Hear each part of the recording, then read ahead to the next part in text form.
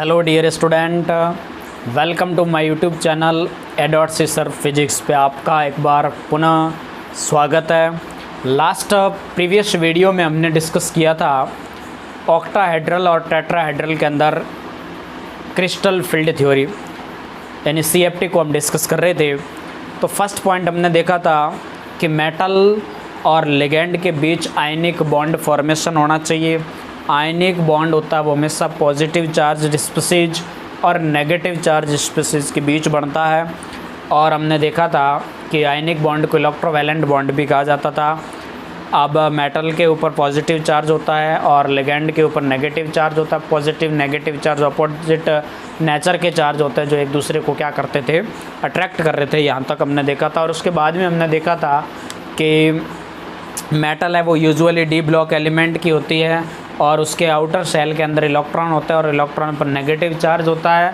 और लिगेंड होता है, लिगेंड पर लॉन पेयर प्रेजेंट होता है और लॉन पेयर की वजह से इलेक्ट्रॉन लिगेंड के ऊपर नेगेटिव चार्ज होता है। तो इधर इलेक्ट्रॉन का नेगेटिव चार्ज, इधर लिगेंड का नेगेटिव चार्ज, दोनों एक दूसरे सेम नेचर के चार्ज होने के कारण एक दूसरे को रिपेल करते थे और रिपेल के अंदर एक दूसरे की है वो एनर्जी हमेशा बढ़ जाती है। यहाँ तक हमने डिस्कस किया था। और इसके बाद में डिस्कस किया था टेट्राहेड्रल और ऑक्टाहेड्रल ज्योमेट्री के अंदर हमने डिस्कस किया था। ऑक्टाहेड्रल के अंदर on the axis repulsion maximum था, मतलब जो ऑन दी एक्सिस ऑर्बिटल थे d(x², -y² और dz², इसकी एनर्जी है वो T2g ऑर्बिटल्स से ज़्यादा हुई थी क्योंकि on the axis repulsion maximum था और between the axis repulsion minimum था।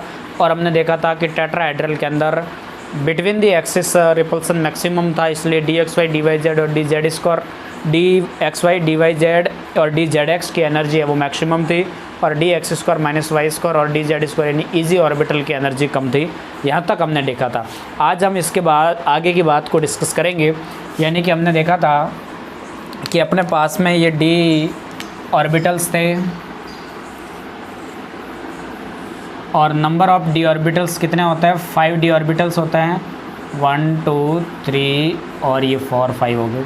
ये हमारे पास dxy था, ये dyz था, ये dzx है, ये dx² -y² और ये dz² है। और इनका क्या हुआ था, स्प्लिटिंग हुई थी ईजी और T2g। अब मैं पहले बात करूँगा इन ऑक्टाहेड्रल की बात करें।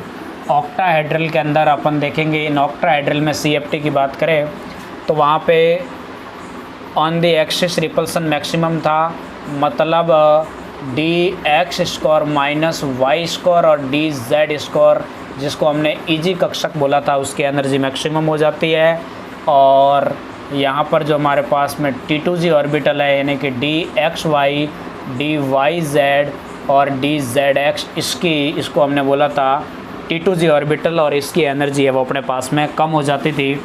यहाँ पर ये जो लाइन है जिसको क्रिस्टल फील्ड स्टेबलाइजेशन एनर्जी या जिसको DQ बोला जाता है, इसको बेरी सेंटर भी बोला जाता है और इसकी वैल्यू हमारे पास में थी 10 DQ। यहाँ पर DQ का अर्थ हमने देखा था डिफरेंशिएशन इन क्वांटा, ये डिस्कस किया था। और इसके बाद में हमने डिस्कस किया था कि कितनी एनर्जी मैक्सिमम होती है ऑक्टाहेड्रल के अंदर इजी ऑर्बिटल्स की देखा जाए तो यहाँ पर अपने पास में 2 ऑर्बिटल्स है तो इनकी जो एनर्जी होती है वो 2 का है, जो अपन को ऑपोजिट लिखना है। 2 ऑर्बिटल्स है, इसका मतलब 3/5 डेल्टा 0 का मतलब है ऑक्टाहेड्रल और डेल लिखा जाएगा क्रिस्टल फील्ड स्टेबलाइजेशन एनर्जी से रिप्रेजेंट किया जाता है। इसके नीचे यहाँ पर अपने पास 3 ऑर्बिटल है तो उसको एक याद रखने की ट्रिक है कि 3 है तो अपनी एनर्जी है वो इसकी उल्टी कर दो, 2/5 डेल्टा नॉट। एक्सिस के ऊपर है इसलिए पॉजिटिव साइन आएगा और एक्सिस के नीचे होता तो यहाँ पर नेगेटिव साइन आता है। ऐसा पाया जाता है ऑक्टाहेड्रल के अंदर। अब हम डिस्कस करते हैं टेट्राहेड्रल के अंदर। टेट्राहेड्रल के अंदर d ऑर्बिटल्स भी होता है इसके अंदर भी, और हमारे पास इधर भी कितने d ऑर्बिटल्स होते हैं, 5 d ऑर्बिटल्स होती है इधर भी, यानी dxy होता है, dyz होता है, dzx होता है, dx² -y² और dz² होता है। इनका भी लिगेंड की प्रेजेंस के अंदर स्प्लिटिंग हो जाती है। Octahedral on the axis repulsion maximum था और टेट्राहेड्रल के अंदर between the axis repulsion maximum है, इसलिए T2G जो ऑर्बिटल है उसकी एनर्जी मैक्सिमम हो जाती है और ईजी ऑर्बिटल की एनर्जी है वो हमारे पास में क्या हो जाती है, कम हो जाती है। ये हमारे पास ईजी ऑर्बिटल्स है और ऊपर वाले है वो T2G ऑर्बिटल्स है। यहाँ पर नंबर ऑफ ऑर्बिटल्स 3 है, इसका मतलब एनर्जी क्या होगी 2/5 डेल्टा टी का मतलब होता है टेट्राहेड्रल। यहाँ पर हमारे पास नीचे 2 ऑर्बिटल्स है, इसका मतलब इसका ऑपोजिट इसकी एनर्जी कितनी होगी 3/5 डेल्टा टी। इसको याद रखने के लिए 3 ऑर्बिटल्स मतलब 2/5, इधर 2 रखना है, 2 ऑर्बिटल है तो इसका मतलब ऊपर 3/5। अगर इस एक्सिस से ऊपर है इसका मतलब पॉजिटिव साइन और इस एक्सिस के नीचे इसका मतलब नेगेटिव साइन। तो ये है ऑक्टाहेड्रल के अंदर CFT और इस दौरान EG कक्षक है वो ऊपर रहेंगे और T2G कक्षक नीचे। टेट्राहेड्रल की हम बात करें तो यहाँ पर T2G ऑर्बिटल्स ऊपर रहेंगे, EG है वो नीचे रहता है। तो एक को आपको याद रखना है, ऑक्टाहेड्रल मतलब हमने कहा था ऑन द एक्सिस रिपल्सन क्या था मैक्सिमम, और टेट्राहेड्रल की बात करें ये हमारे पास में कौन सा है टेट्राहेड्रल, और टेट्राहेड्रल हमने कहा था बिटवीन द एक्सिस रिपल्सन क्या होगा मैक्सिमम होता है। इधर between the axis repulsion maximum है और इधर on the axis repulsion maximum है। हमने कहा था O फॉर ऑक्टाहेड्रल और O से ऑन द एक्सिस, और ऑन द एक्सिस आपके पास में 2 ही ऑर्बिटल्स है और इसलिए इसको EG कक्षक की एनर्जी है वो ज़्यादा हो जाती है। यहाँ पर रिपल्सन मैक्सिमम होता है इसलिए उसकी एनर्जी मैक्सिमम हो जाएगी। 3/5 और 2/5 को लेकर कंफ्यूज हो जाते हो तो ध्यान रखना है कि इधर नंबर ऑफ 2 ऑर्बिटल्स है, इसका मतलब एनर्जी को इसका ऑपोजिट लिखना है 3/5 डेल्टा नॉड का मतलब होता है यहाँ पर ऑक्टाहेड्रल और डेल्टा टी का मतलब वो यहाँ पर होता है टेट्राहेड्रल। अब हम बात करेंगे कि इसके अंदर इलेक्ट्रॉन्स कैसे भरने हैं हमारे पास में। तो इलेक्ट्रॉन्स अपन है जो भरेंगे इधर, तो मैं इसको है वो रखता हूँ यहाँ पर हमारे पास में। मैं एक टेबल बनाता हूँ इधर D कक्षक में इलेक्ट्रॉन्स। अब पहला केस में देखता हूँ यदि हमारे पास में लिगेंड कैसा प्रेजेंट हो, यदि वीक फील्ड लिगेंड उपस्थित हो, वीक फील्ड लिगेंड उपस्थित हो इसका मतलब पेयर्ड एनर्जी है, युग्मन ऊर्जा इसका मान ज़्यादा होगा क्रिस्टल फील्ड स्टेबलाइजेशन एनर्जी से, क्रिस्टल फील्ड स्टेबलाइजेशन एनर्जी से या डेल्टा नॉट जिसको कहा जाता है उसकी वैल्यू है वो ज़्यादा हो जाएगी। इसके बाद में यहाँ पर हमारे पास n की वैल्यू है और इधर हमारे पास में म्यू की वैल्यू है। जैसे अगर यदि कोई भी कॉम्प्लेक्स मैंने लिखा और कॉम्प्लेक्स लिखने के बाद में उसकी ऑक्सीडेशन स्टेट निकालेंगे और ऑक्सीडेशन स्टेट निकालने के बाद में जो D के अंदर जो शेष इलेक्ट्रॉन रहेंगे वो माना कि मेरे पास D के अंदर है वो 1 इलेक्ट्रॉन रहा, तो सीधी सी बात है हमारे पास में इधर T2G और EG के लिए अपन को इलेक्ट्रॉनिक कॉन्फ़िगरेशन यहाँ पर निकालना है। T2G और EG के अंदर कितने इलेक्ट्रॉन्स आएंगे उसको हमें निकालना है। ऑक्टाहेड्रल की मैं बात पहले कर रहा हूँ, ऑक्टाहेड्रल ज्योमेट्री की। तो आपने 11th क्लास में पढ़ा होगा कि जिस भी ऑर्बिटल की एनर्जी कम होती है सर्वप्रथम इलेक्ट्रॉन उसमें भरा जाएगा। तो सीधी सी बात है T2G जो ऑर्बिटल्स है इसकी एनर्जी कम है इसलिए तो ये इस लाइन से नीचे हैं, और EG ऑर्बिटल्स की एनर्जी मैक्सिमम है इसलिए जिसकी एनर्जी मैक्सिमम होती है वहाँ इलेक्ट्रॉन है वो बाद में भरे जाता है और पहले इलेक्ट्रॉन किधर भरे जाएंगे T2G के अंदर। तो मेरे पास में मान लीजिए कि इधर D के अंदर है वो मेरे पास में 1 इलेक्ट्रॉन है, D1 इलेक्ट्रॉन की मैं बात कर रहा हूँ। तो सीधा सा बात है कि पहला इलेक्ट्रॉन मेरा किधर भरा जाएगा T2G के अंदर। तो T2G में मेरे पास 1 इलेक्ट्रॉन आएंगे और EG के अंदर कितने इलेक्ट्रॉन हैं 0, यानी कि हमारे पास अनपेयर्ड इलेक्ट्रॉन कितने हैं 1 है। और हमने पहले भी कहा था कि अगर अनपेयर्ड इलेक्ट्रॉन 1 होते हैं तो हमारे पास में जो म्यू का इस फार्मूला से जो सूत्र निकलता था, म्यू का इस फार्मूला से क्या सूत्र निकलता था √n × n+2, ये फार्मूला आपने देखा होगा। इस फार्मूले के अंदर हम n की वैल्यू, n क्या था नंबर ऑफ अनपेयर्ड इलेक्ट्रॉन था, और इस n की वैल्यू इधर रखते हैं तो हमारे पास में क्या निकल करके आया था 1.73 बोर मैग्नेट्रॉन निकल करके आ जाएगा। अब माना कि मेरे पास में D के अंदर कितने इलेक्ट्रॉन्स आ गए 2, तो दूसरा इलेक्ट्रॉन मेरे पास किधर भरा जाएगा इस T2G के अंदर। तो हमारे पास T2G के अंदर कितने इलेक्ट्रॉन्स हो जाएंगे 2, और अभी भी EG में कितने हैं 0। अनपेड इलेक्ट्रॉन अभी भी कितने हैं 2, और म्यू की वैल्यू हमारे पास कितनी आ जाएगी 2.8 फॉर बोर मैग्नेटॉन। माना कि मेरे पास डी के अंदर 3 इलेक्ट्रॉन्स है, तो सीधी सी बात है मैं T2G के अंदर कितने इलेक्ट्रॉन्स आ जाएंगे बच्चों 3 इलेक्ट्रॉन्स आ जाएंगे, और EG के अंदर अभी भी क्या है 0। अनपेड इलेक्ट्रॉन आपके पास में 3 है, और यहाँ पर आपके पास में जो म्यू निकल करके आएगा तो 3.89 बोर मैग्नेटॉन आएगा। हमारे पास मान लीजिए डी के अंदर 4 इलेक्ट्रॉन है, तो चौथा इलेक्ट्रॉन अगर यदि लिगैंड वीक फील्ड लिगैंड हो तो चौथा इलेक्ट्रॉन है वो इजी ऑर्बिटल्स के अंदर आता है। स्ट्रॉन्ग फील्ड लिगैंड होता है तो पेयरिंग होती है, वीक फील्ड लिगैंड है इसका मतलब पेयरिंग नहीं होगी, एक एक इलेक्ट्रॉन आप सारे ऑर्बिटल्स के अंदर भरेंगे।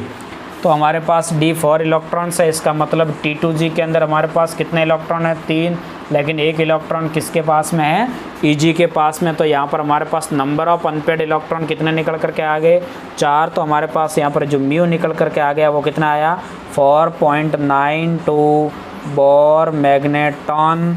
और हमारे पास माना कि डी के अंदर 5 इलेक्ट्रॉन्स है, तो अगला इलेक्ट्रॉन भी किधर भरा जाएगा EG के अंदर। तो T2G के अंदर हमारे पास इलेक्ट्रॉन कितने आ जाएंगे 3, और EG के अंदर कितने आ जाएंगे 2। हमारे पास टोटल जो अनपेड इलेक्ट्रॉन है वो 5 निकल करके आ जाएंगे, और यहाँ पर जो हमारे पास में म्यू जो निकल करके आएगा वो 5.99 बोर मैग्नेटॉन निकल करके आ जाएगा। ध्यान रखना है कि अगर लिगैंड कैसा है वीक फील्ड लिगैंड है तो आप एक एक इलेक्ट्रॉन सभी के अंदर भरो, इसके बाद में है जो आपको पेयरिंग करनी है। आई बात समझ में बोलो बच्चों। तो T2G में इलेक्ट्रॉन अपन ने पहले क्यों भरा है इसका कारण अपने पास में समझ में आ गया कि T2G ऑर्बिटल की एनर्जी कम है। अब माना कि मेरे पास डी के अंदर कितने इलेक्ट्रॉन आ गए 6 इलेक्ट्रॉन आ गए, तो अगला मैं छठा इलेक्ट्रॉन वापस किधर भरूँगा T2G के अंदर। तो T2G में कितने इलेक्ट्रॉन होंगे 2 3 4, और EG के अंदर अपने पास में कितने हैं 2 है। यहाँ पर अपने पास में अनपेयर्ड इलेक्ट्रॉन आपको दिख रहे हैं कितने हैं 1 2 3 और 4, मतलब 4.92 बोर मैग्नेटॉन निकल करके आ जाएगा। माना कि मेरे पास डी के अंदर है वो 7 इलेक्ट्रॉन, अभी मैं इस पर क्वेश्चन करवाऊंगा। डी के अंदर 7 इलेक्ट्रॉन्स आ गए, तो मैं अगला 7th इलेक्ट्रॉन किधर भरूंगा T2G के अंदर। तो T2G में मेरे पास कितने इलेक्ट्रॉन हो जाएंगे 5 2 4 और 5, और EG के अंदर अभी भी मेरे पास कितने इलेक्ट्रॉन से 2। अनपेड इलेक्ट्रॉन कितने रहे 1 2 और 3, तो यहाँ पर हमारे पास में 3.89 बोर मैग्नेटॉन निकल करके आ जाएगा। डी के अंदर माना कि हमने 8 इलेक्ट्रॉन भरे, तो सीधी सी बात अगला 8 इलेक्ट्रॉन किधर आएगा T2G के अंदर। तो हमारे पास T2G में कितने हो जाएंगे इलेक्ट्रॉन 6, और EG के अंदर 2 है, और अनपेड इलेक्ट्रॉन हमारे पास कितने हो गए 2, और हमारे पास में 2.84 बोर मैग्नेटॉन है वो हमारे पास में म्यू निकल करके आ गया। डी के अंदर माना कि 9 इलेक्ट्रॉन है, तो अगला इलेक्ट्रॉन बच्चा EG के अंदर भरा जाएगा। तो T2G के अंदर तो मैक्सिमम 6 ही आ सकता है क्योंकि 3 ही ऑर्बिटल्स है, और EG के अंदर हमारे पास 3 इलेक्ट्रॉन आ जाएंगे। अनपेड इलेक्ट्रॉन 1 है, और जो बोर मैग्नेटॉन म्यू की वैल्यू आएगी वो 1.73 बोर मैग्नेटॉन। और हमारे पास डी के अंदर अगर यदि 10 इलेक्ट्रॉन होते हैं तो ये 10वां इलेक्ट्रॉन EG में चला जाता, और T2G के अंदर 6 और EG के अंदर 4 हो जाते हैं। अनपेड इलेक्ट्रॉन बिल्कुल नहीं बचा, इसका मतलब म्यू की वैल्यू क्या निकल करके आ जाएगी 0 निकल करके आ जाती है। तो आई बात समझ में। इसमें आपको क्या याद रखने वाली बात है लिगैंड देखना है। अगर लिगैंड आपके पास बच्चा वीक फील्ड लिगैंड है, अब आप कहोगे सर हमें कैसे पता चलेगा वीक फील्ड लिगैंड, तो स्पेक्ट्रोकेमिकल सीरीज़ में आपको पहले बता चुका हूँ, उसको ध्यान रखना है। तो अगर वहाँ से आपको पता लगा देना है। अगर यदि आपको लिगैंड वीक फील्ड लिगैंड मिल जाए तो सीधी सी बात है पहले आप T2G के अंदर इलेक्ट्रॉन भरोगे, और इसके बाद EG के अंदर, और इसके बाद में वापस से आप T2G के अंदर पेयरिंग करोगे। यानी कि लिगैंड वीक फील्ड है तो सारे में आप एक एक इलेक्ट्रॉन भरने के बाद है जो आप पेयरिंग शुरू करोगे। अब अगर यदि मैं बात करता हूँ इसकी इन्वर्स कि मेरे पास में लिगैंड कैसा हो जाए स्ट्रॉन्ग फील्ड लिगैंड हो जाए, कैसा लिगैंड हो जाए मेरे पास में स्ट्रॉन्ग फील्ड लिगैंड हो जाए। इसको मैं एक बार हटा देता हूँ। अब अपन ऐसा केस पढ़ रहे हैं जिसके अंदर लिगैंड है वो अपन वीक फील्ड की बजाय क्या मान रहे हैं स्ट्रॉन्ग फील्ड लिगेंड मान रहे हैं। यदि हमारे पास लिगेंड कैसा हो, स्ट्रॉन्ग फील्ड लिगेंड हो, इसका मतलब क्रिस्टल फील्ड स्टेबलाइजेशन एनर्जी की वैल्यू ज़्यादा हो जाती है पेयर एनर्जी से, और हमारे पास एन और इधर म्यू निकालना है हमें। माना कि मेरे पास में डी के अंदर 1 इलेक्ट्रॉन है, तो सीधी सी बात है आप 1 इलेक्ट्रॉन किधर भरोगे, T2G में, बिकॉज ऑफ लो एनर्जी है T2G की। तो हमारे पास T2G के अंदर कितने इलेक्ट्रॉन हैं, 1, EG के अंदर अभी भी कितने हैं, 0, N की वैल्यू 1 आ जाएगी और म्यू निकल करके आएगा 1.73 बोर मैग्नेटॉन। अगर हमारे पास D के अंदर कितने इलेक्ट्रॉन्स है, 2, तो T2G में कितना हो जाएगा 2, EG में अभी भी क्या है 0 और N की वैल्यू 2 निकल करके आ जाएगी 2.84 बोर मैग्नेटॉन। यदि हमारे पास D के अंदर कितने इलेक्ट्रॉन है बच्चा, 3, तो हमारे पास सीधी सी बात है कि वो इलेक्ट्रॉन T2G के अंदर जाएगा, T2G 3 होएगा और EG क्या हो जाएगा अभी भी 0। अनपेड इलेक्ट्रॉन 3 पड़े हैं, इसका मतलब आपके पास में म्यू निकल करके आएगा 3.89 बोर मैग्नेटॉन। अब बच्चा यदि मेरे पास में, अब ध्यान रखने वाली बात है कि अगर यदि डी के अंदर कितने इलेक्ट्रॉन है, 4 इलेक्ट्रॉन है, तो सीधी सी बात है T2G के अंदर अब बच्चा चौथा इलेक्ट्रॉन, यदि लिगेंड स्ट्रॉन्ग फील्ड लिगेंड है तो चौथा इलेक्ट्रॉन बच्चा वापस से T2G के अंदर आता है, क्योंकि जब स्ट्रॉन्ग फील्ड लिगेंड होता है उसकी crystal field stabilization energy maximum हो जाती है, उसकी पेयर एनर्जी कम हो जाती है, इसलिए पेयरिंग होनी शुरू हो जाती है और यहीं पे पेयरिंग हो जाएगी वापस से T2G के अंदर। अगर लिगेंड वीक फील्ड होता तो इलेक्ट्रॉन इधर जाता चौथा, सारे ऑर्बिटल में एक एक इलेक्ट्रॉन जाने के बाद पेयरिंग होती। लेकिन बच्चों अगर यदि लिगेंड स्ट्रॉन्ग फील्ड है तो T2G के अंदर पुनः पेयरिंग है जो शुरू हो जाती है, क्योंकि क्रिस्टल फील्ड स्टेबलाइजेशन एनर्जी है स्ट्रॉन्ग फील्ड की मैक्सिमम होती है। इसलिए अब हमारे पास के अंदर T2G के अंदर इलेक्ट्रॉन कितने हैं, 4 हैं और EG के अंदर 0 है। यहाँ पर हमारे पास अनपेड इलेक्ट्रॉन 2 है और 2.84 बोर मैग्नेटॉन है जो हमारे पास में निकल करके आ जाएगा।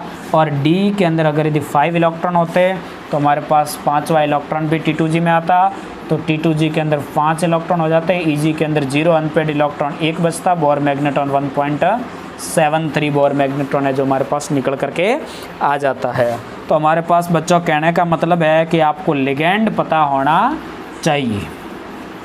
अब यदि माना कि मेरे पास कितने इलेक्ट्रॉन आ गए बेटा, 6 इलेक्ट्रॉन आ गए, तो सीधी सी बात है कि 6 इलेक्ट्रॉन आ गए तो हमारे पास T2G और EG के अंदर तो छठा इलेक्ट्रॉन इधर आएगा।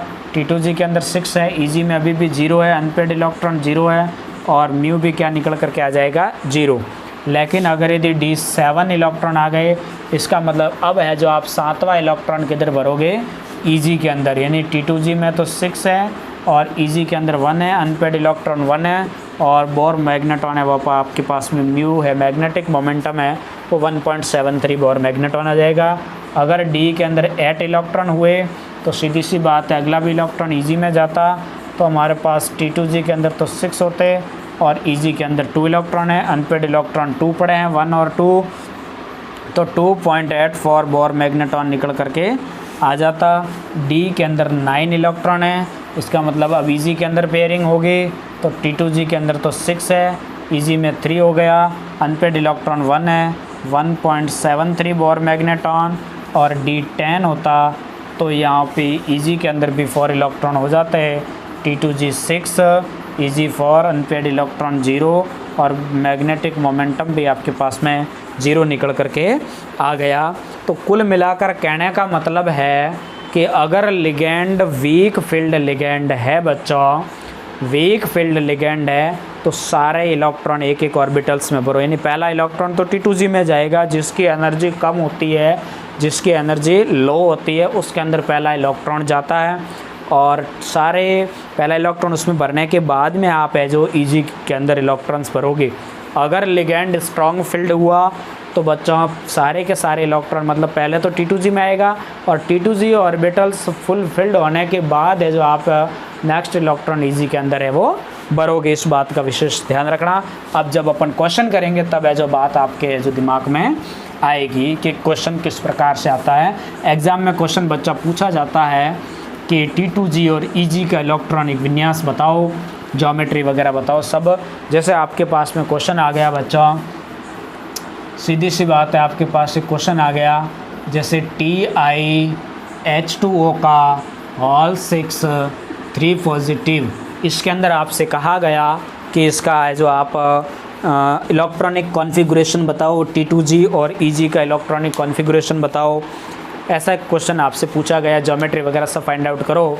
तो आपको सबसे पहले क्या करना है, सेंट्रल मेटल एटम आपके पास टाइटेनियम है, तो बेटा इसकी ऑक्सीडेशन स्टेट सबसे पहले निकाली जाएगी।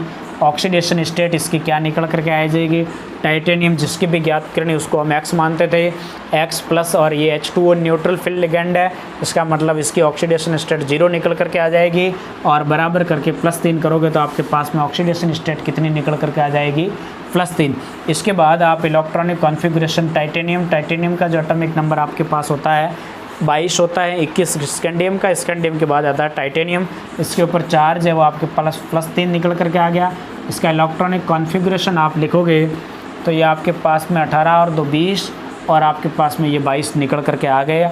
इसकी ऑक्सीडेशन स्टेट +3 है, इसका मतलब 2 इलेक्ट्रॉन S में से गया, 1 इलेक्ट्रॉन D में से गया, मतलब D के पास इलेक्ट्रॉन रहे 1। अब कोऑर्डिनेशन नंबर कितना है, 6 कोऑर्डिनेशन नंबर है, इसका मतलब ये कॉम्प्लेक्स कौन सा होगा बच्चा, ऑक्टाहेड्रल कॉम्प्लेक्स होगा।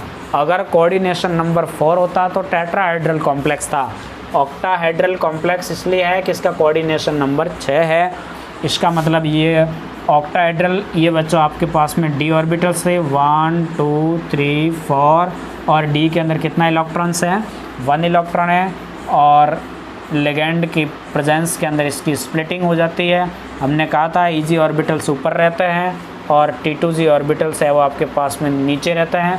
अब ये जो 1 इलेक्ट्रॉन है, ये 1 इलेक्ट्रॉन है वो किधर चला जाएगा बच्चों, जिसकी एनर्जी कम होती है, यानी कि पहला है वो T2G के अंदर इलेक्ट्रॉन है जो अपने पास में चला जाता है। अनपेयर्ड इलेक्ट्रॉन इधर कितने हैं बच्चों, 1, इसका मतलब म्यू निकल करके आएगा 1.73 बोर मैग्नेटॉन, और T2G के अंदर कितना निकल करके आया इलेक्ट्रॉन, 1, और EG के अंदर क्या है, 0। अब क्वेश्चन ये भी आता है कि इसके क्रिस्टल फील्ड स्टेबलाइजेशन एनर्जी को भी फाइंड आउट करनी है। क्रिस्टल फील्ड स्टेबलाइजेशन एनर्जी है, उसको भी आपको है वो ज्ञात करनी है। इससे रिलेटेड भी क्वेश्चन आजकल आने लगे हैं। तो देखो क्रिस्टल फील्ड स्टेबलाइजेशन एनर्जी कैसे निकालनी है, तो आपको मैंने बताया था कि इधर यहाँ पर जो एनर्जी कितनी थी, 3/5 डेल्टा नॉट थी, और इधर अपने पास में 2/5 डेल्टा नॉट थी। इधर पॉजिटिव साइन था, इधर नेगेटिव साइन था।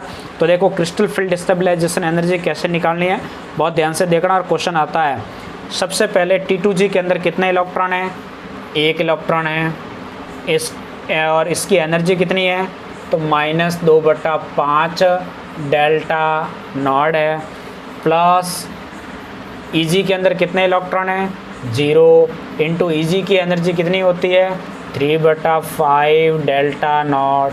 ये तो क्या हो गया आपके पास, 0, मतलब अब आपके पास में यहाँ पर एनर्जी कितनी निकल करके आ गई, -2/5 डेल्टा नॉट। यानी कि T2G में कितने इलेक्ट्रॉन हैं इंटू ये EG, प्लस EG में कितने इलेक्ट्रॉन इंटू ये करोगे तो आपके पास क्रिस्टल फील्ड स्टेबलाइजेशन एनर्जी निकल करके आ जाती है। आई बात समझ में। ऑक्टाहेड्रल ज्योमेट्री होगी क्योंकि कोऑर्डिनेशन नंबर 6 है, ऑक्टाहेड्रल ज्योमेट्री होगी। और लिगेंड वीक फील्ड लिगेंड है, इसका मतलब इसके अंदर हाइब्रिडाइजेशन आपसे पूछा जाए तो क्या बताओगे, sp3d2। ये कॉम्प्लेक्स कलर शो करेगा, तो बिल्कुल अनपेड इलेक्ट्रॉन एक प्रेजेंट होने की वजह से ये कॉम्प्लेक्स कलर शो करेगा। कलर कॉम्प्लेक्स होता है वो अनपेड इलेक्ट्रॉन की वजह से होता है। चलिए एक और एग्जांपल देखते हैं। हमारे पास एक एग्जांपल है CONH3 का होल 6 + 3। इसमें आपसे कहा जाएगा कि बताइए ये कॉम्प्लेक्स कलर शो करेगा या नहीं करेगा।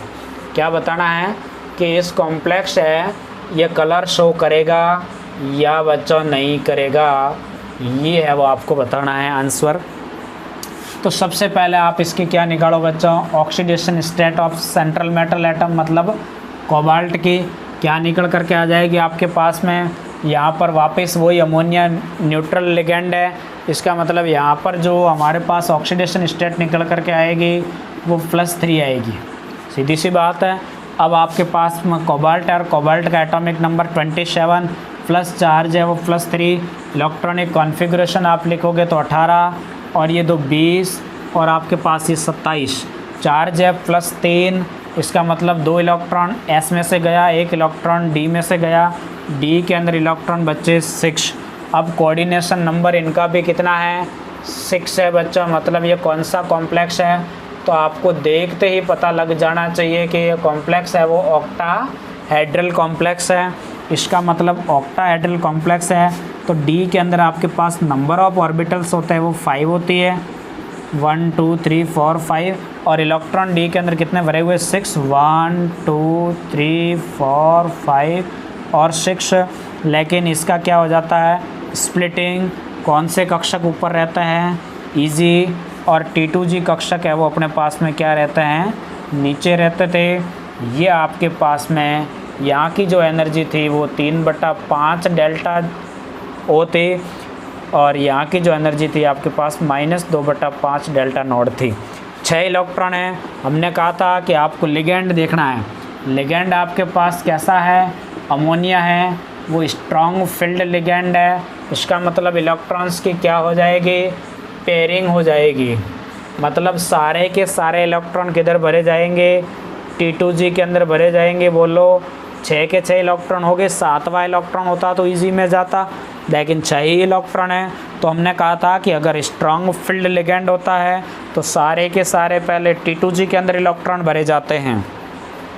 तो हमारे पास में T2G का इलेक्ट्रॉनिक कॉन्फ़िगरेशन क्या आया, 6, Eg का अपने पास में क्या आया, 0। अब आपसे कहा जाएगी कि इस कॉम्प्लेक्स की क्रिस्टल फील्ड स्टेबलाइजेशन एनर्जी क्या है, इसको फाइंड आउट करना है। तो हमने कहा था कि यहाँ पर नंबर ऑफ इलेक्ट्रॉन T2G में कितने हैं, तो 6 है, इनटू इसकी एनर्जी कितनी है, -2/5 डेल्टा नॉट, प्लस ऊपर इलेक्ट्रॉन कितने हैं, 0, इनटू इसकी एनर्जी कितनी है, 3/5 डेल्टा नॉट। ये तो हो गई 0 और अपने पास में जो क्रिस्टल फील्ड स्टेबलाइजेशन एनर्जी है वो निकल करके आ गई कितनी, -12/5 डेल्टा नॉट। इस प्रकार से है ये एनर्जी आपके पास में निकल करके आ जाएगी। अनपेड इलेक्ट्रॉन कोई है तो बिल्कुल अनपेड इलेक्ट्रॉन इधर नहीं है, इसका मतलब ये कॉम्प्लेक्स कलर शो नहीं करेगा, मतलब इसका कोई कलर है वो नहीं आएगा, नो कलर्ड होगा।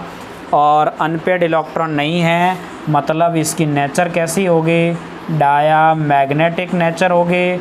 और बच्चा स्ट्रॉन्ग फील्ड लिगेंड है तो हाइब्रिडाइजेशन इसका जो निकल करके आएगा वो D2sp3 है।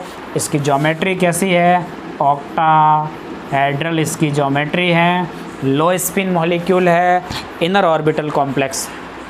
बोलो समझ में आया कि नहीं, ऐसा कर पाओगे कि नहीं कर पाओगे बच्चों।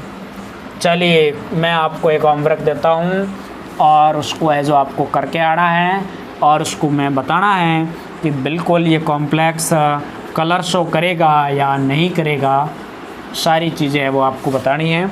एक एग्जांपल मैं देता हूँ आपको, यह आपके लिए होमवर्क रहेगा। COF6 3 नेगेटिव, इस कॉम्प्लेक्स के अंदर आपको बताना है कि ये कॉम्प्लेक्स है वो कलर शो करेगा या नहीं करेगा, आपको इस प्रकार से बताना है। एक और मैं एग्जांपल देता हूँ, CrCN6 3 नेगेटिव, इस कॉम्प्लेक्स के अंदर भी आपको बताना है। इसके अलावा FeH2O का होल 6 3 पॉजिटिव है, इसके अंदर भी आपको है वो बताना है कि ये कॉम्प्लेक्स कलर शो करेगा या नहीं करेगा। इसके अलावा ये भी बता देना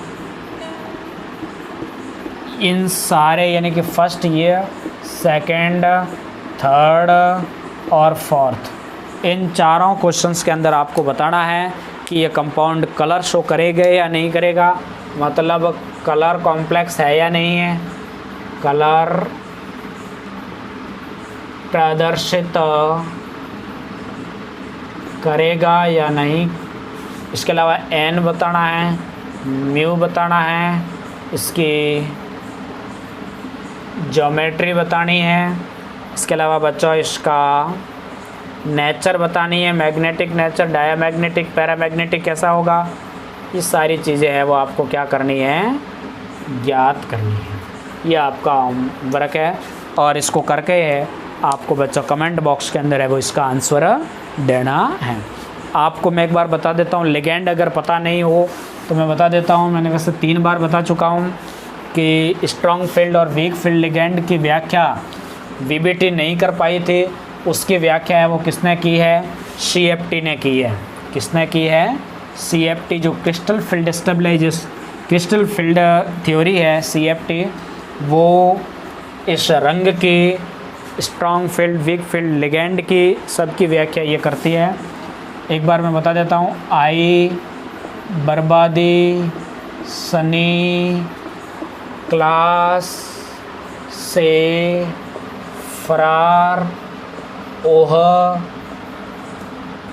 ऑक्जिलेटो और पानी, ये तो सारे के सारे यहाँ तक कैसे थे, ये टोटली और यहाँ तक सारे के सारे बच्चों वीक फील्ड लिगेंड थे। फिर हमने कहा था सुनो, ईडीटीए एंड एमीन और पिरिडिन की लगभग इक्वल होती है। तो सुनो, EDTA and amine are in Canada, ये कनाडा और कोलंबो। ये जो लिगेंड है ये बच्चों स्ट्रॉन्ग फील्ड लिगेंड है। इस चीज़ को है जो आपको ध्यान रखनी है। इसको क्या कहा जाता है बच्चों, स्पेक्ट्रोकेमिकल सीरीज, यानी कि कुछ लिगेंडों को स्ट्रेंथ के, कुछ लिगेंडों को प्रबलता के, स्ट्रेंथ के एसेंडिंग ऑर्डर के अंदर बढ़ते हुए क्रम में व्यवस्थित करने पर जो श्रेणी हमारे पास प्राप्त होती है उसको क्या कहा जाता है, स्पेक्ट्रोकेमिकल सीरीज। तो मेन ये सीरीज़ है, कई बार इससे रिलेटेड क्वेश्चन भी आ जाता है। अब हम चीज़ पढ़ेंगे वो है कलर कॉम्प्लेक्स। कलर कॉम्प्लेक्स अपने पास में हमने वैसे डी ब्लॉक के अंदर डिस्कस किया था कि कोई भी कंपाउंड कलर शो क्यों करता है, उसका रीज़न हमने देखा था। ये कलर कॉम्प्लेक्स अपन पहले पढ़ेंगे वो ऑक्टाहेड्रल के अंदर मैं बात करूँगा।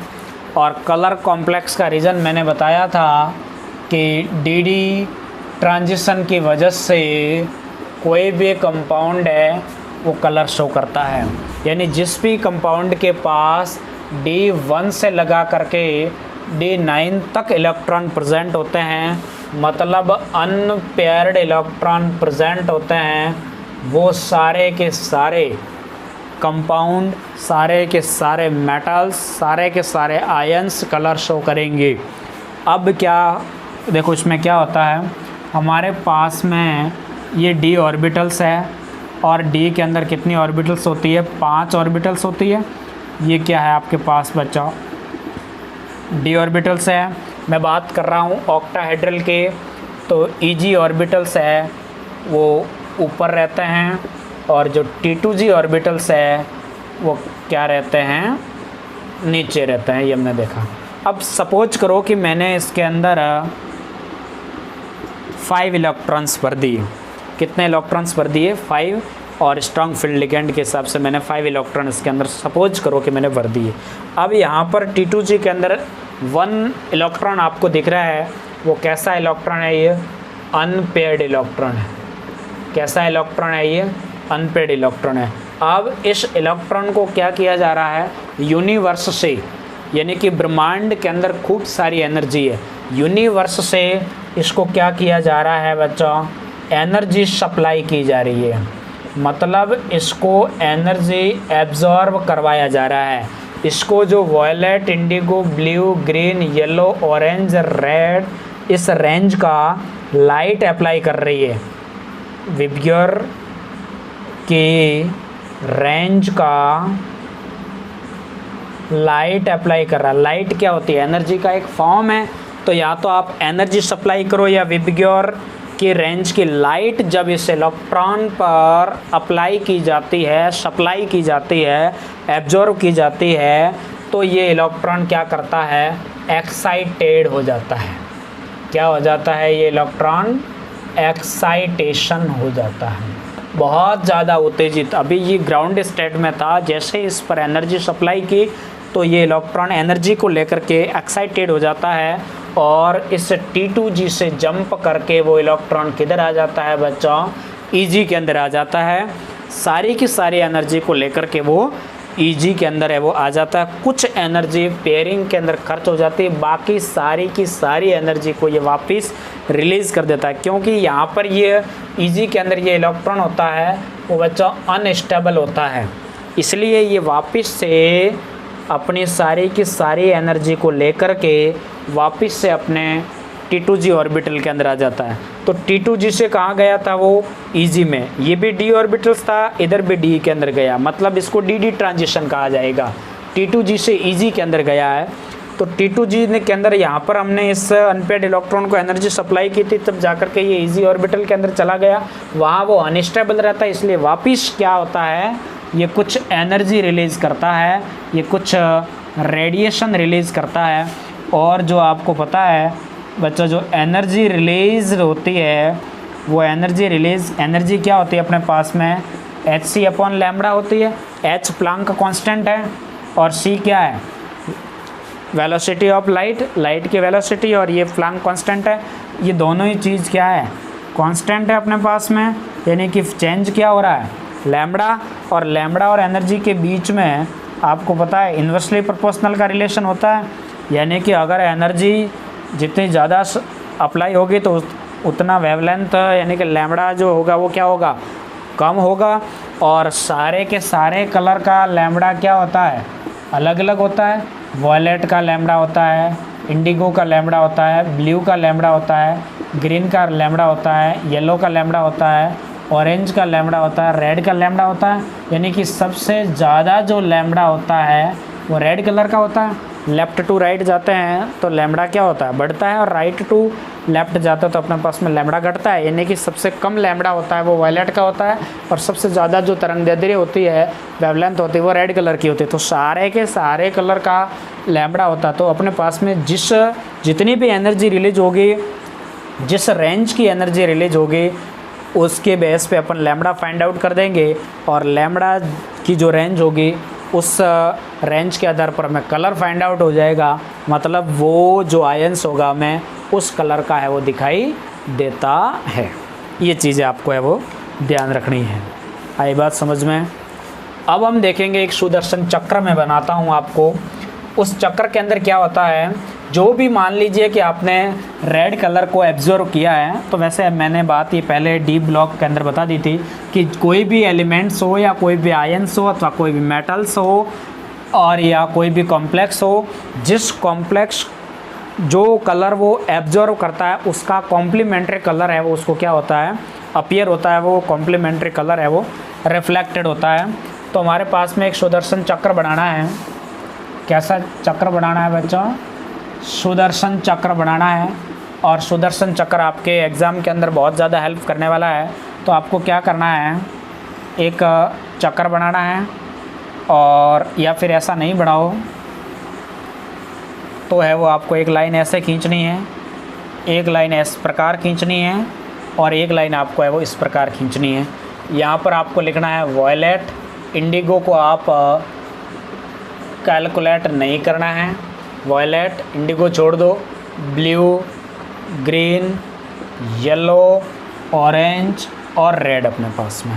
यानी कि मान लीजिए कि कोई भी कॉम्प्लेक्स ने ब्लू कलर को क्या किया है, एब्जॉर्ब किया है ब्लू कलर को, तो सीधी सी बात है उसको जो कलर अपीयर होगा, उसको जो दिखाई देगा, जो रिफ्लेक्टेड कलर होगा, वो ब्लू का कॉम्प्लीमेंट्री कलर होगा ऑरेंज।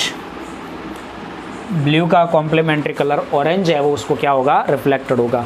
माना कि उसको ग्रीन कलर एब्जॉर्ब हो रहा है तो उसका कॉम्प्लीमेंट्री कलर रेड कलर उसको अपीयर होगा, और माना कि उसको वॉयलेट कलर एब्जॉर्ब किया है तो उसको येलो कलर है वो अपीयर होगा, और येलो कलर को एब्जॉर्व किया है तो जो अपीयर होगा वो उसको वायलेट कलर होगा, यानी कि कॉम्प्लीमेंट्री कलर है वो उसको अपीयर होता है। एब्जॉर्व का कॉम्प्लीमेंट्री कलर रिफ्लेक्टेड होता है, अपीयर होता है। ये चीज़ आपको सुदर्शन चक्र है वो आपको याद रखना है, बहुत सिंपल सा है। वॉयलेट इंडिगो छोड़ देना, ब्लू ग्रीन येलो ऑरेंज और रेड। ग्रीन का रेड कॉम्प्लीमेंट्री कलर है, वॉयलेट का येलो है और ब्लू का ऑरेंज है। और ब्लू ग्रीन का अगर पूछा जाए कि ब्लू ग्रीन का कॉम्प्लीमेंट्री कलर क्या होगा, तो ब्लू ग्रीन का कॉम्प्लीमेंट्री कलर जो होगा वो अपने पास में ऑरेंज रेड होगा, सीधी सी बात है। तो इसको बोला जाएगा बच्चा सुदर्शन चक्र। बहुत कुछ हेल्प करेगा एग्ज़ाम के पॉइंट ऑफ व्यू कि जो कलर आपको एब्जॉर्व किया जाता है, कोई भी कॉम्प्लेक्स जिस कलर को एब्जॉर्व करता है उसका कॉम्प्लीमेंट्री कलर है जो हमें दिखाई देता है। कलर कॉम्प्लेक्स का जब भी क्वेश्चन आए कि कोई भी कंपाउंड है वो अपने पास में कलर शो क्यों करता है, तो उसके 3 रीज़न मैंने बताए थे। फर्स्ट रीज़न तो अपने पास में डी ट्रांजिशन है, ये आपको तब अप्लाई करना है जब आपके पास में D1 से D9 तक, यानी कि आपके पास में कैसे इलेक्ट्रॉन प्रेजेंट हो, अनपेयर्ड इलेक्ट्रॉन प्रेजेंट है, तब आपका आंसर क्या जाएगा, डी ट्रांजिशन। जब अनपेयर्ड इलेक्ट्रॉन नहीं है आपके पास में, अनपेयर्ड इलेक्ट्रॉन नहीं है मतलब सारे के सारे इलेक्ट्रॉन पेयर्ड है, ऐसी स्थिति के अंदर आप कौन सा रीजन लगाओगे, चार्ज ट्रांसफ़र स्पेक्ट्रा, आवेश स्थानांतरण स्पेक्ट्रा की वजह से। ये तब अप्लाई करना है जब इलेक्ट्रॉनिक कॉन्फ़िगरेशन आपके पास में D0 या D10 आ जाए, यानी कि सारे के सारे या तो कैसे इलेक्ट्रॉन हो, पेयर्ड इलेक्ट्रॉन होते हैं, उस स्थिति के अंदर आपको है वो आंसर क्या जाएगा, चार्ज ट्रांसफ़र स्पेक्ट्रा से। इसके अलावा बच्चों पोलराइजेशन होता है, ध्रुवण की वजह से भी कलर प्रदर्शित किया जाता है, तो इसको तो केमिकल बॉन्डिंग के अंदर डिस्कस करेंगे। और डी ट्रांजिशन को हमने डिस्कस कर दिया है। चार्ज ट्रांसफ़र स्पेक्ट्रा हालांकि अपने सिलेबस में नहीं है, लेकिन फिर भी इसको चलो डिस्कस कर देते हैं। हमारे पास एक कॉम्प्लेक्स है KMnO4 जिसको बोला जाता है पोटेशियम परमैंगनेट, इसको आप MnO4 नेगेटिव भी लिख सकते हो। अपने पास में इधर मैग्नीज की जो ऑक्सीडेशन स्टेट निकल करके आ जाएगी वो कितनी होगी, देखो जिसकी भी ज्ञात करनी है उसको x मान लीजिए। तो हमारे पास में यहाँ पर ये x + 4 - 2 इक्वल टू बराबर होगा -1। तो हमारे पास में इधर मैग्नीज की ऑक्सीडेशन स्टेट कितनी निकल करके आ जाएगी, +7 निकल करके आ जाएगी। तो मैग्नीज का जो इलेक्ट्रॉनिक कॉन्फ़िगरेशन क्या होता है बच्चों, मैग्नीज का जो एटॉमिक नंबर होता है वो 25 होता है। हाँ, तो मैग्नीज की ऑक्सीडेशन स्टेट अपने पास में +7 निकल करके आई, तो मैग्नीज का इलेक्ट्रॉनिक कॉन्फ़िगरेशन 25 एटॉमिक नंबर 25, और इलेक्ट्रॉनिक कॉन्फ़िगरेशन क्या है इसका, ऑर्गन ये हो गया 20 और ये अपने पास में हो गया 25, +7 ऑक्सीडेशन नंबर है, मतलब 2 इलेक्ट्रॉन S से गया और 5 इलेक्ट्रॉन यहाँ से गया, मतलब D के पास कितने इलेक्ट्रॉन रहे, 0। जब भी बच्चा D0 या D10 इलेक्ट्रॉनिक कॉन्फ़िगरेशन आ जाता है, D के अंदर 0 या 10 इलेक्ट्रॉन बचता है, उस दौरान उसकी व्याख्या किससे की जाएगी, चार्ज ट्रांसफ़र स्पेक्ट्रा से। अब देखो अपने पास में इधर क्या है, ऑक्साइड है। ऑक्साइड क्या है, सीधी सी बात है, लिगेंड है, रेनाइनिक लिगेंड है, पहले डिस्कस कर चुके हैं। और यहाँ पर अपने पास में मैग्नीज है, वो क्या है, सेंट्रल मेटल एटम है, मतलब मैग्नीज और ऑक्साइड इन दोनों के अंदर क्या हो गया है, चार्ज का ट्रांसफ़र हो गया है। और इसी चार्ज ट्रांसफ़र की वजह से, सेंट्रल मेटल एटम और लिगेंड के बीच चार्ज ट्रांसफ़र की वजह से इस कॉम्प्लेक्स के अंदर है वो कलर शो किया जाता है, और ये कॉम्प्लेक्स होता है वो आपको पिंक कलर का दिखाई देता है। तो इसका आंसर क्या रहेगा, ऑक्साइड और मैग्नीज के अंदर चार्ज ट्रांसफ़र होने की वजह से, सेंट्रल मेटल एटम और लिगेंड के बीच चार्ज ट्रांसफ़र होने की वजह से इस कॉम्प्लेक्स के अंदर है वो कलर पाया जाता है, और वो कलर होगा वो पिंक कलर का ये कंपाउंड होता है। तो ये ध्यान रखना है आपको। आई बात समझ में। एक मैं नेक्स्ट और कॉम्प्लेक्स बताता हूँ, उसके अंदर भी आपको बताना है। जैसे हमारे पास में K2 Cr2O7, इसका नाम है पोटेशियम परमैंगनेट, बहुत इंपॉर्टेंट कंपाउंड है। इसको मैं ऐसे भी लिख सकता हूँ Cr2O7 2 नेगेटिव। यहाँ पर मेरे पास क्रोमियम की जो ऑक्सीडेशन स्टेट आएगी वो कितनी आएगी, जिसकी भी ज्ञात करने उसको x मान लो। तो यहाँ पर अपने पास में 2 क्रोमियम है, तो क्या हो जाएगा 2x + 7 - 2 that equal to -2।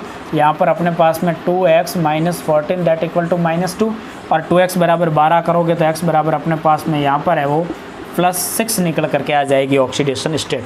Chromium है, सीधी सी बात है, क्रोमियम का एटॉमिक नंबर होता है 24, इलेक्ट्रॉनिक कॉन्फ़िगरेशन होता है इसका 18, और अपने पास में ये 4s1 और 19, और ये अपने पास हो गया 5 24। x कितनी है 6 है, इसकी ऑक्सीडेशन स्टेट कितनी निकल करके आई 6। एक इलेक्ट्रॉन s में से और d में से 5 गए, मतलब d के अंदर कितने इलेक्ट्रॉन रह गए, d 0 आ गया। इसका मतलब इसका भी रीजन क्या रहेगा, सेम रीजन रहेगा। क्रोमियम और ऑक्सीजन, इस दोनों के बीच चार्ज ट्रांसफ़र की वजह से इस कॉम्प्लेक्स का कलर है वो पर्पल कलर का, ये कॉम्प्लेक्स होता है बैंगनी कलर का पाया जाता है। इसके अलावा अपने पास में एक और कॉम्प्लेक्स है CrO4 2 नेगेटिव की मैं बात करूं, यहाँ पर इसकी जो ऑक्सीडेशन स्टेट मेरे पास निकल करके आएगी इसमें क्रोमियम की, वो x कितना निकल करके आ जाएगा +6 निकल करके आएगा। और +6 का मतलब है अपने पास में ये 20, ये 19, और ये अपने पास में 5, ये हो गई 24, और इधर भी ऑक्सीडेशन स्टेट 6 है। इसका मतलब एक इधर से एक इधर से, D के अंदर 0 रहे, यानी इसका भी रीज़न क्या रहेगा, सेम। क्रोमियम अपने पास में ऑक्सीजन और क्रोमियम के बीच चार्ज का क्या हुआ है, ट्रांसफ़र हो गया है, और इसी चार्ज ट्रांसफ़र की वजह से इस कॉम्प्लेक्स का कलर है वो पाया जाता है। तो 3 कॉम्प्लेक्स याद रखना है। फर्स्ट ऑफ आपके पास में कॉम्प्लेक्स है KMnO4, सेकंड कॉम्प्लेक्स है वो आपके पास K2Cr2O7, और थर्ड कॉम्प्लेक्स है CrO4 2 नेगेटिव। इन तीनों को आपको याद रखना है, और क्वेश्चन आपसे पूछा जाए कि इसके अंदर कलर क्यों पाया जाता है, तो आपका आंसर क्या रहेगा, चार्ज ट्रांसफ़र स्पेक्ट्रा की वजह से इस कॉम्प्लेक्स के अंदर है जो कलर पाया जाता है। इसके बाद में बच्चों हम नेक्स्ट पॉइंट को डिस्कस कर रहे हैं, वो बहुत इम्पॉर्टेंट है। इस पॉइंट को डिस्कस करने के बाद हमारी CFT है वो कंप्लीट हो जाएगी, और ये पॉइंट है factor affecting crystal field stabilization energy. कौन से ऐसे फैक्टर है जो क्रिस्टल फील्ड स्टेबलाइजेशन एनर्जी को प्रभावित करेंगे। तो हमारे पास इधर 4th फैक्टर होते हैं जो क्रिस्टल फील्ड स्टेबलाइजेशन एनर्जी को अफेक्ट करेंगे। क्वेश्चन आता है कि कॉम्प्लेक्स, आपको 3-4 कॉम्प्लेक्स दिए जाएंगे और आपसे कहा जाएगा कि किस कॉम्प्लेक्स की crystal field stabilization energy maximum होगी, किसकी कम होगी, तो इसका हम पता कैसे लगाएंगे। तो हमारे पास में इसके लिए 4 फैक्टर है। फर्स्ट फैक्टर बहुत सिंपल है, वो है जैसे हम अप टू डाउन आते हैं ग्रुप के अंदर, यानी कि जैसे ही हम वर्ग में ऊपर से नीचे आते हैं, मतलब ये मेरे पास 3D सीरीज़ है, ये 4D सीरीज़ है, और ये 5D सीरीज़ है। 3D सीरीज़ का मतलब वो कौन से पीरियड से स्टार्ट होती है बच्चों, 4th पीरियड से। 4D सीरीज़ मतलब कौन से पीरियड की बात हो रही है, 5th पीरियड की। और 5D सीरीज़ मतलब कौन से पीरियड की बात हो रही है, 6th पीरियड की। जैसे ही आप ऊपर से नीचे आते हो, 3D 4D से 5D की तरफ आते हो, तो आपके पास में क्रिस्टल फील्ड स्टेबलाइजेशन एनर्जी की वैल्यू है वो बढ़ जाती है। मतलब 3D की सबसे ज़्यादा होगी crystal field stabilization energy, 4D और 5D की है वो सबसे अधिक हो जाएगी। 3D की सबसे कम, फिर 4D की ज़्यादा, एंड देन 5D की सबसे ज़्यादा होती है। ये आपको याद रखना है। अब क्वेश्चन कैसे आएगा, क्वेश्चन आपसे ये आएगा, जैसे ये आपके पास में एक आपसे कॉम्प्लेक्स दिया गया, ये फर्स्ट नंबर ये, सेकंड नंबर आपसे कहा जाए RH NH3 का होल 6 3 पॉजिटिव, और एक हमारे पास में है IRNH3 का होल 6 3 पॉजिटिव। ये हमारे पास में 3D सीरीज़ का एलिमेंट है कोबाल्ट, ये 4D सीरीज़ का एलिमेंट है रोडियम, और इरिडियम है वो 5D सीरीज़ का एलिमेंट है। ऑक्सीडेशन स्टेट यानी कि नंबर ऑफ चार्ज सब के ऊपर +3 है वो सेम है। अब क्वेश्चन आया कि इन तीनों कॉम्प्लेक्स के अंदर आपको कंपेयर करना है, क्या करना है, कंपेयर करना है और बताना है कि कौन से कॉम्प्लेक्स की crystal field stabilization energy maximum है। ये आपसे क्वेश्चन आया है। तो मैं क्या ऊपर बता के आया हूँ, जैसे ही आप 3D से 4D से 5D की तरफ जाते हैं तो क्रिस्टल फील्ड स्टेबलाइजेशन एनर्जी की वैल्यू क्या होती है, बढ़ती है। तो सीधी सी बात है, कौन से कॉम्प्लेक्स की एनर्जी है वो मैक्सिमम हो जाएगी, थर्ड कॉम्प्लेक्स की एनर्जी क्या हो जाएगी, मैक्सिमम हो जाएगी। ये हमारे पास में क्या रहेगा, आंसर रहेगा। आई बात समझ में। ये हमारा फर्स्ट पॉइंट था कि ग्रुप के अंदर यदि आप अप टू डाउन आते हैं तो क्रिस्टल फील्ड स्टेबलाइजेशन एनर्जी की वैल्यू क्या होती है, बढ़ती है। सेकंड पॉइंट हमारे पास में बहुत इम्पॉर्टेंट है, वो ये है कि क्रिस्टल फील्ड स्टेबलाइजेशन जो एनर्जी है वो बच्चों ऑक्टाहेड्रल की मैक्सिमम होती है, crystal field stabilization energy as compared to tetrahedral. Tetrahedral की तुलना में ऑक्टाहेड्रल कॉम्प्लेक्स के crystal field stabilization energy maximum होगी। ये आपके पास सेकंड फैक्टर है। एक कॉम्प्लेक्स आपको एग्ज दे रखा है, टेट्राहेड्रल एक कॉम्प्लेक्स दे रखा है, ऑक्टाहेड्रल आपसे कहा जाए कि कौन से कॉम्प्लेक्स की crystal field stabilization energy maximum होगी, तो ध्यान रहे बच्चों ऑक्टाहेड्रल कॉम्प्लेक्स की मैक्सिमम होगी। थर्ड हमारे पास पॉइंट है कि ऑक्सीडेशन नंबर, कौन सा number, oxidation number is directly proportional होता है बच्चों, sorry, crystal field stabilization energy is directly proportional होता है oxidation number of central metal atom. केंद्रीय धातु परमाणु का ऑक्सीकरण अंक होता है वो क्रिस्टल फील्ड स्टेबलाइजेशन एनर्जी के डायरेक्टली प्रोपोर्शनल होता है। यानी कि जिस भी कॉम्प्लेक्स की ऑक्सीडेशन नंबर ज़्यादा होगी उस कॉम्प्लेक्स की crystal field stabilization energy maximum होगी। जैसे मैं बात करूं, मेरे पास में एक कॉम्प्लेक्स है FeCN6, मेरे पास 4 नेगेटिव है, और एक मेरे पास ये कॉम्प्लेक्स दे रखा है FeCN6, मेरे पास में 3 नेगेटिव है। क्वेश्चन पूछा गया कि इस दोनों कॉम्प्लेक्स में से इस दोनों कॉम्प्लेक्स को कंपैरिजन करो और बताओ कि इस दोनों कॉम्प्लेक्स में से किस कॉम्प्लेक्स की crystal field stabilization energy maximum है।